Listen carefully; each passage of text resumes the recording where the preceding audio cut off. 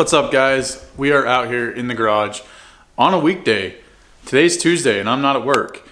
Unfortunately, a coworker of mine came down with the illness and they forced me to take 5 days of quarantine before I can get a test and go back. So I'm feeling fine. I don't have any symptoms or anything like that. So hopefully my coworker has a speedy recovery. So far he's very mild, so hopefully he recovers quickly and we can all move on from this. So with me being stuck home for a few days, I need something to do. And I've had a tool for nearly 2 years sitting over here in the corner of the shop collecting dust. And it's one of them tools that, like, at the time you needed it, you didn't have it. So you improvised, you got around without doing it, and then you ordered the tool and then never needed it again. I'm sure a lot of you have had that happen before. It used to happen to me all the time when I was working at the dealership.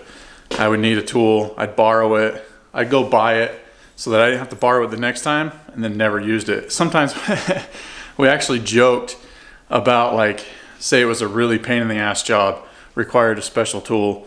We would joke around that, like, we're gonna go buy this tool so we never have to do that job again. But that's kind of what happened with this. Yeah, I bought it in like March of 2020. So I'm pretty sure that first stimulus check is what I've used to buy this. And it's just been sitting in a box over in the corner. So today we're gonna put it together. It requires a little bit of welding and some assembly. So we're gonna get doing that and kind of explain what the tool is, what it does, and just kind of have some fun with it. Have something to do today. But enough talking about it. Let me open up the box, lay it all out, and I'll show you what I got.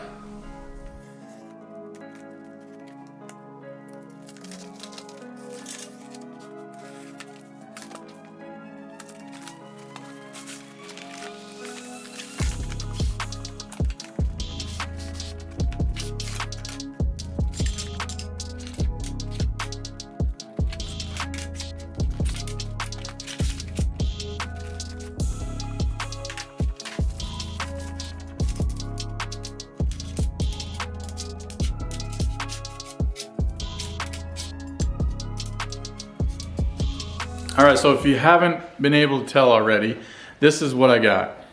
It is a DIY finger press brake from Swag Offroad.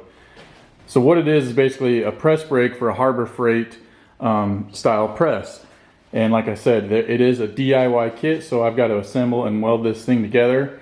But it's pretty simple from all the videos that I've seen, so should go together pretty quickly. There's a little bit of surface rust on it, just probably because it's been sitting for so long. So I'm gonna clean it all up, get all these pieces cleaned up, ready to weld, and we'll get started putting this thing together. Looks like everything is here for the most part that I can tell. Let's see here. Yeah, I purchased this March 15th. Let's see if it'll focus. March 15th of 2020. I purchased this thing, but like I said, I needed it. I could have used it back then, and I probably could have used it since then, but you kind of forget and you just kind of make things work as you go. And all this time it was sitting over there, I should have just put it together, and I probably could have used it by now, but we'll get it together now and hopefully use it in the future. But like I said, I'm gonna get everything cleaned up right now and ready to weld, and then we'll start assembling it.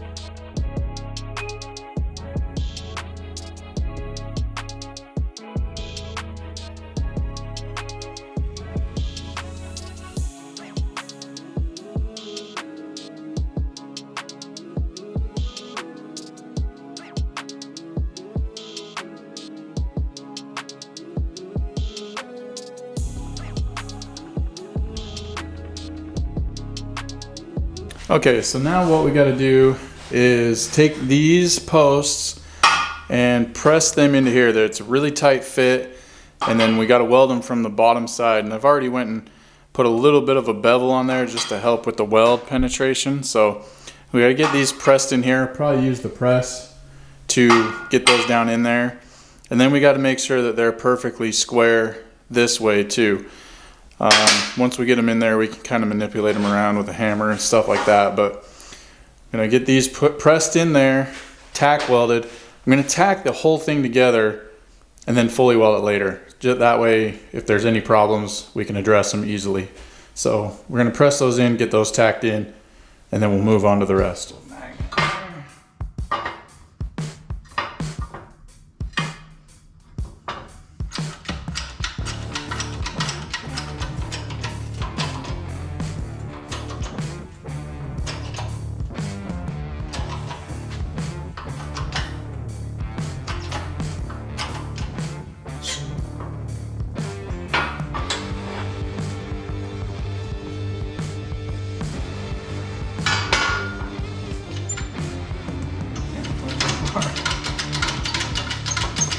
A few moments later.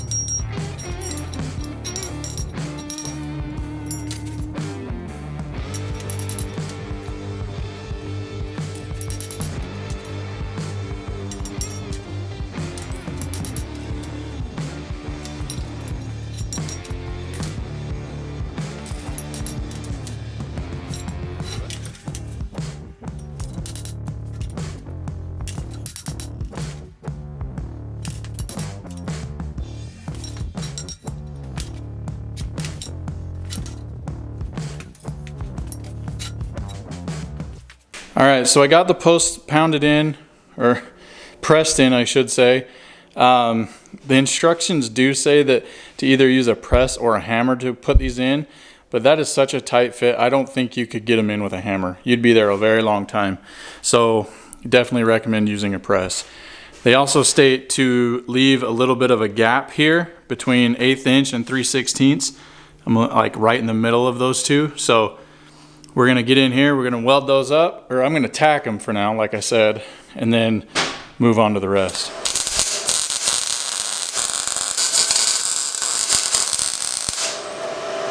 All right, we got these tacked in. I also went ahead and welded on these little stops right here on the end right there. Basically all those do is keep it from sliding off of the press when it's in use. They butt up against here, just keep it from falling off. So those are welded on. I ground them down smooth, and then I also went ahead and welded these carriage bolts in. These right here hold the depth stop attachment, which we'll talk about more later, but you got to weld those in because this plate right here will eventually cover it if I can do this one-handed. So this plate gets welded in like this, and you don't have access to those anymore. So they tell you to weld those in now. So while this is all cooling down, I'm going to assemble the finger brake. That's the next step.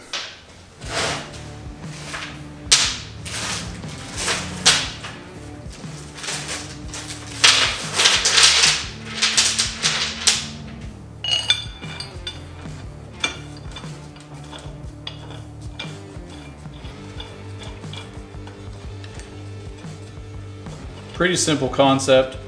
Basically these two pieces of metal house the dies, and it just pinches them together. It allows you to move and remove the dies.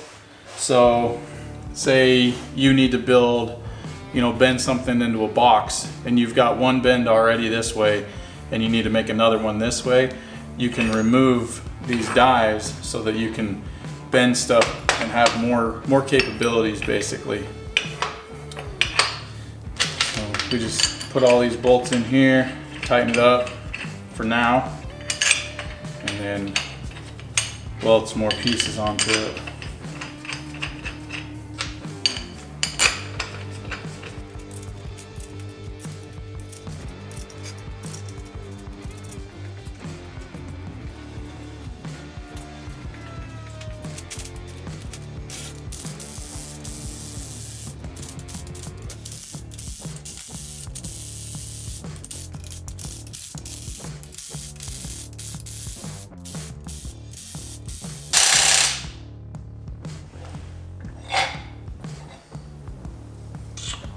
I don't really know what to think of that. I've got this thing tightened down, but this die is still loose.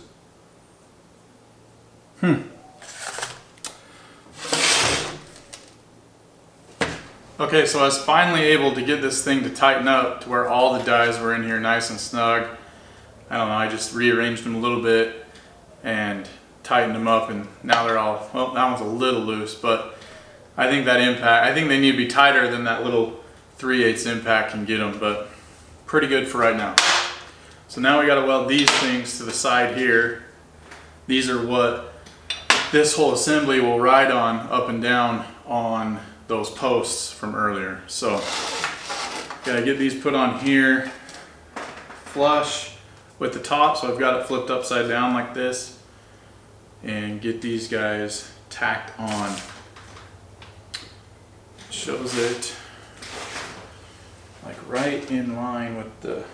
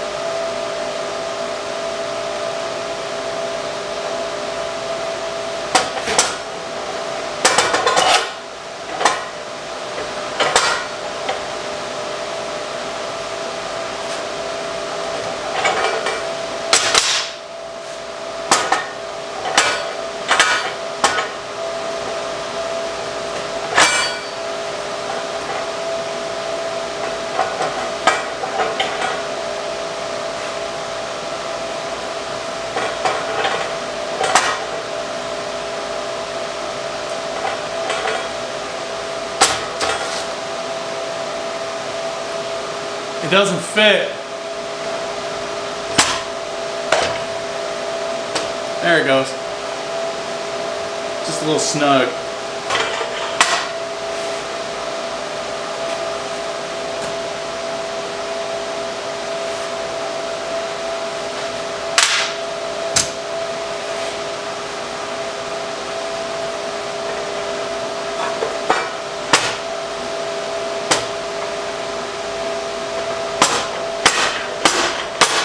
All right, it took a little persuading, but we got it. It was a tight fit. So now I've got this sitting in here. I got the lower die just resting in here, getting ready to tack that in place. And I'm using the top die to help try and center it. Don't know if you can see, trying to get it centered right here so that, you know, it's not one way or the other. So we get nice, clean bends. So once that's set where I need it, go ahead and tack this. The instructions say to weld it fully, but I think just stitching it's going to be plenty. So we'll get that done. We'll move on to what's next.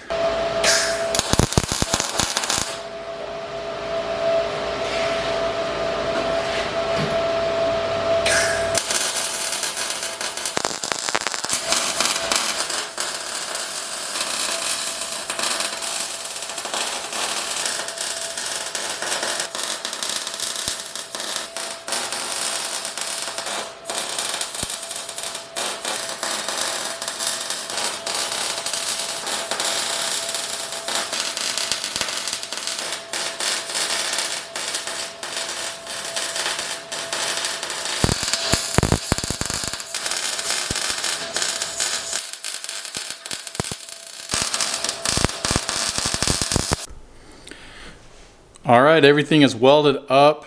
Like I said, I just stitched this. I didn't weld it fully. I don't think it's really necessary.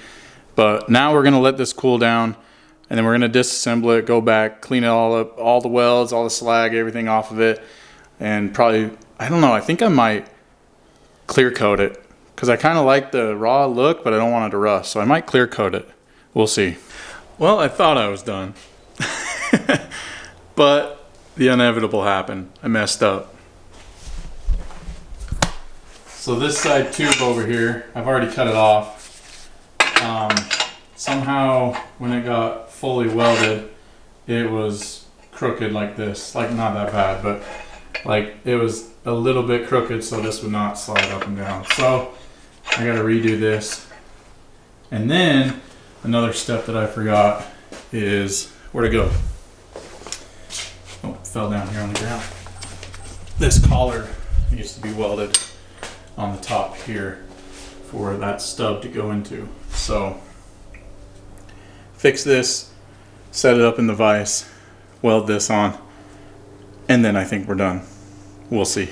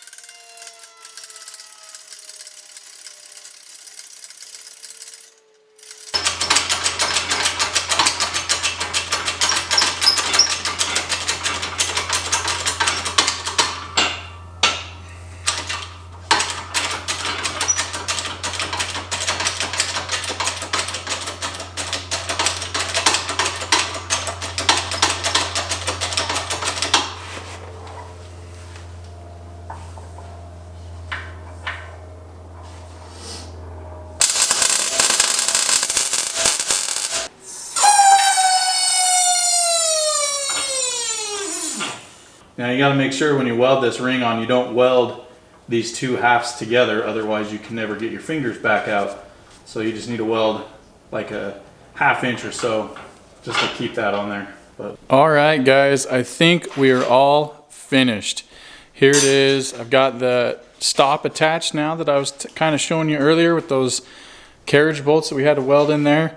So basically what you do is you could set up for repeatable bends. Obviously this piece isn't flat, but if it was flat, you'd butt it up to here and then do your bend.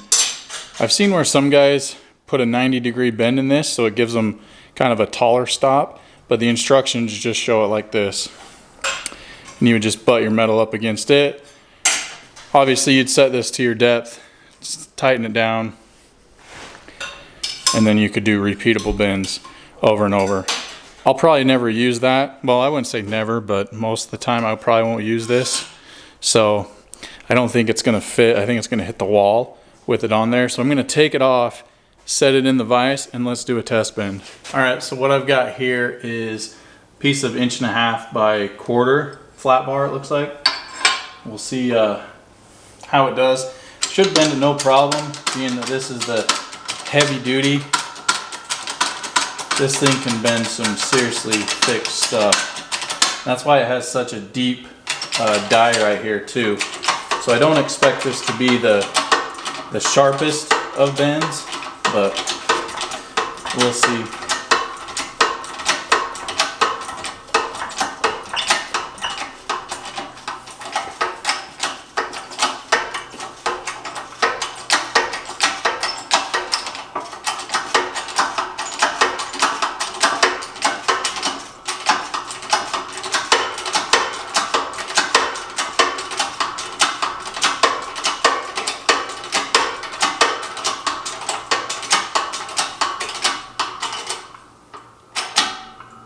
Alright, that's it.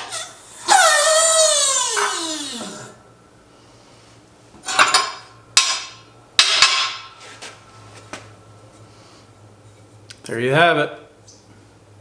90-degree bend. Not exactly 90, but it's close. Well, alright guys, that about does it for this video.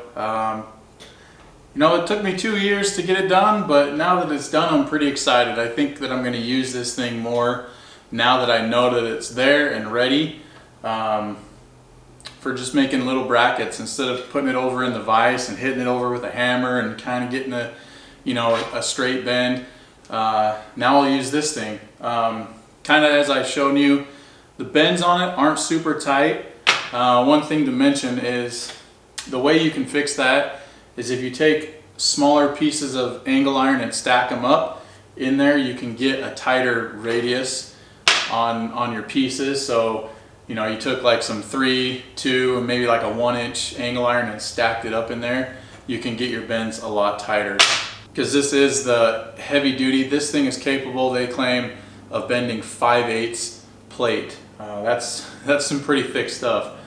So if you go and check out their website, they're not paying me, I'm not affiliated with them at all. I just think they make a lot of cool tools. Swagoffroad.com, they make a lot of tools and a lot of stuff to enhance or to go along with Harbor Freight tools. They have a lot of cool stuff, so go check out their website. I don't remember how much these things cost today, like 2 years ago, the price has probably gone up. And I believe that they do offer it fully welded. You can pay a little bit more and they'll fully weld it and assemble it for you, so it doesn't have to be a DIY. But just check all that stuff out on their website, guys. But yeah, I'm gonna get inside, get cleaned up, enjoy the rest of my day off, the rest of my week off, sort of. And hopefully you guys enjoyed the video. Like, comment, and subscribe, all that good stuff, and I'll see you on the next one.